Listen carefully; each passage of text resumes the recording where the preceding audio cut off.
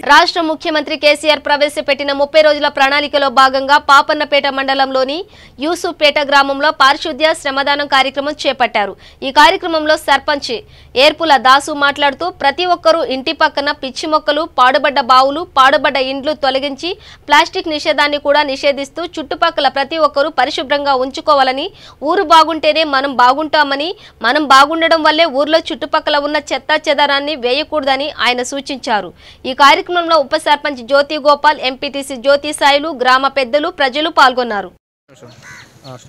మన సీఎం కేసీఆర్ గారు ప్రవేశపెట్టినటువంటి 30 రోజుల కార్యాచరణ ప్రణాళికలో భాగంగా మన స్పెషల్ ఆఫీసర్ ఏవో సారు, సర్పంచ్, ఉప సర్పంచ్, ఎంపీటీసీ మరియు కోఆప్షన్ సభ్యులు, స్టాండింగ్ కమిటీ మెంబర్స్ మరియు గ్రామ పెద్దలు, ప్రజలు అందరి సమక్షంలో శ్రమదానం నిర్వహించి ఈ రోడ్లను ఇవ్వడం జరిగింది।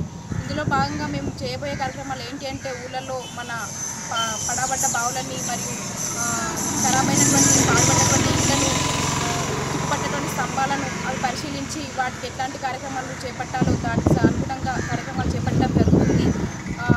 అందరూ మరుగుదొడ్ని వినియోగించుకునే విధంగా మరియు ప్లాస్టిక్ని ఎవరు వాడవద్దని మరియు ఇంకుడు గుంతలు అందరూ నిర్మించుకోవాలని ఈ విధంగా తెలపడం జరుగుతుంది।